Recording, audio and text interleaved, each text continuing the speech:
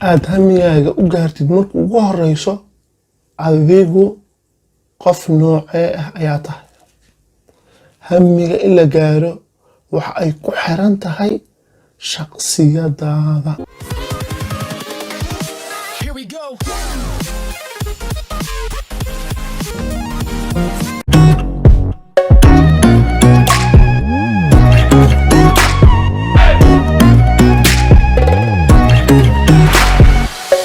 maxaa kaa hortaagan hamigaaga? maxaa kaa hortaagan inaad gaarto wax aad ku haweyn tahay inaad gaarto? waxaad jeceshahay ilaa yaraantaada wixii aad jecleed inaad gaarto maxaa kaa hortaagan? waxaa u baahan tahay marka naftaada inaad barato. wax walbana waxay ka bilaabataa naftaada iyo waxay ka bilaabataa qaab fikirkaaga. qaabka aad u fikirto ayay ka bilaabataa. saa daraaddeed adiga horta kuma tahay. ma waxaa tahay qof caajis badan mise waxaa tahay qof dib u dhigasho badan? arrin walba iyo wax walba uu qabanaya dib u dhig. mise waxaa tahay qof xishood badan mise waxaa tahay qof cabsi badan? waa inaad nafsadaada aad barataa. naftaada markii aad barato cilada ay leedahayna aad ogaato, markaas ayaad xallin kartaa. waayo waxaa laga yaabaa waxaad jeclayd inaad sameyn weydo arrimihii aan soo sheegay daraaddeed. waxaad jeclayd inaad gaari weydo ama aad sameyn weydo ay kaa hor istaageen. tusaale ahaan inaad caajisoolo tahay, caajis badan tahay, amaba inay kaa hor istaagtay inaad tahay qof dib u dhigasho badan oo arrin walba oo dib u dhigto uu yiraahdo macnaha maanta ma sameynayo beri. hawsha kugu taalla marka horaa loo qabtaa. maanta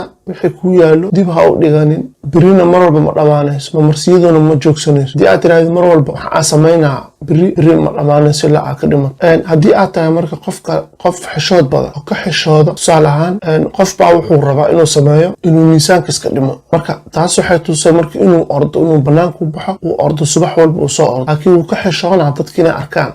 waxaa kaloo ka mid a qof baa raba inuu wax barto, amaba laga yaaba inaad rabtid inaad baratid luuqadda ingiliishka oo kale tusaale. marka waa inaad tagtaa marka iskuulka kasoo qortaa oo iska diiwaangelisaa. haddii marka iskuulka aadan iska diiwaangelin ma baran kartid. saa daraaddeed iskuulka inaad tagto iska soo qortona waad ka xishoonay oo waxaad leedahay saaxiibada kale ayaa igu arkaayo. waad ka xishootay oo waxa ugu xishoonaya dadka kaleeto. taana waxay ku leeyihiin bal fiiri xilliga uu baranayo luuqadda. xishood marka ma laha. ama qof weynaad tahay waxaad ka xishootay waxbarashada in lagu yidhaahdo xilliga uu baranayo iyo da-da uu ku baranayo bal fiiri. marka waxaasoo dhan marka waa caqabadaha hortaagan ee aad ka gudbi la'dahay. tusaale ahaan waxaa kaloo ka mid a cabsi. qof ay cabsi ku furan tahay hadaladiisa waxaa ka mid a inuu yidhaahdo waxaan haddii aan sameeyo waxaan ka cabsanaa inay saan iyo saan igu dhacdo.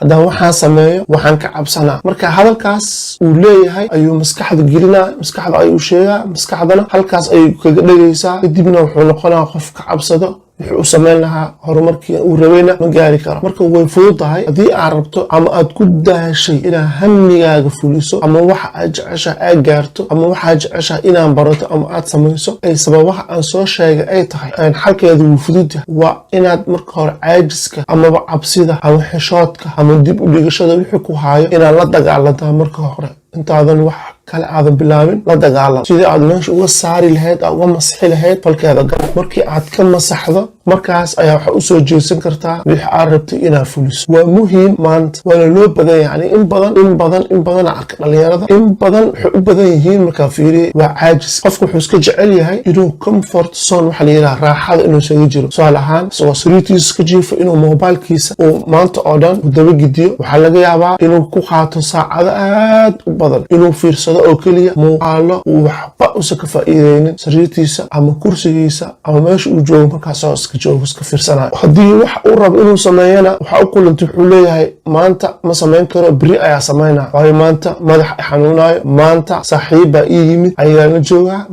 marka beri ayaa samaynaa. marka dib ayuu u dhiganaa wax walba. wuna caajis badan. inta badan dhalinyarada halkaasaa ku arka. xishood kale ma jiro. haddii xishood badan tahay oo aad ka xishoonaysid keliya hal mid ka fiiri. waxaan aad ka xishoonayso horta diiniyan ma banaan yihiin inaad samaysid.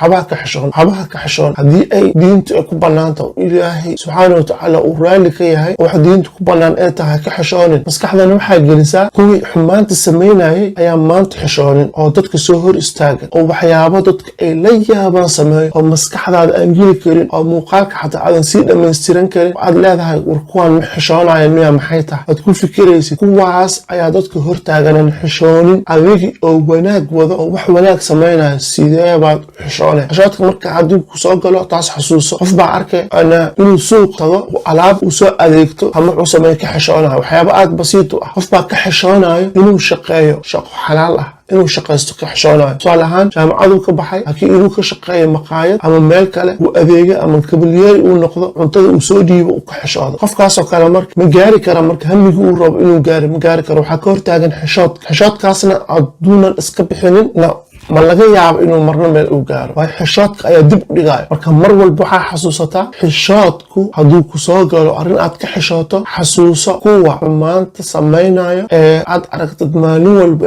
aanan xishoonin xumaanta ka xishoon waaye sidaad adiga wanaaga uga xishoone taas waa mid cabsida waa paranoia qofkuu noqonaa cabsi waxaa laga yaabaa waxaanba jirin uu ka cabsoodo haddii aan waxaan sameeyo waxaana igu dhacayo tusaale ahaan haddii aan jiimka tago oo aan biraha qaado waxaan ka cabsanaa inuu dhabarka ijabo cabsi aan jirin ayuu isku furay dhabarka ijabaayo gacanta ijabayso haddii aan ordasaana ay u dhacayso haddii aan waxaan sameyn qofka marka cabsi aa ku fura qalbigiisa isagana wuxuu u baahanyaa marka inuu cabsidaas uu iska saaro uu ku fikiro u fiiriyo dadka sameynaya haddii kuwaas ay sameeyeen adna waa sameyn kartaa wixii kugu dhacaayana sariirta xataa kuugu imaanaya marna ma ku seegayaan marka cabsida ayaduna waxay ka hor istaagaya qofka inuu gaaro hamigiisa dib ha u dhigan maanta bilow waxa aad jeceshahay inaad bilowdo bilow maanta si aad beri ugu raaxaysato bilow maanta si aad beri ugu raaxaysato halkaas ayaan kusoo gabagabeynaya muuqaalkayga maanta nabadgelyo